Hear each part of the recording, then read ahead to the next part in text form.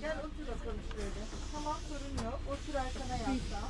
Oluyor mu dedi abi? Rengi gitti yani mos renk.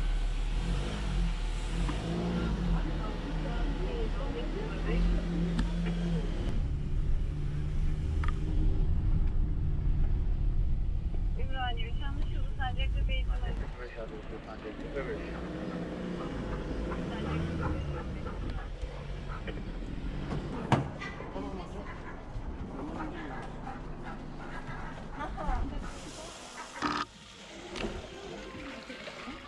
Kolumdaki kelebek. Evet.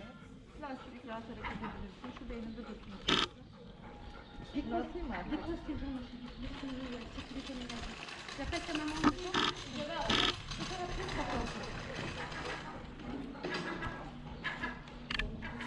Yok yok bak gelmiyorsunuz bebeğim.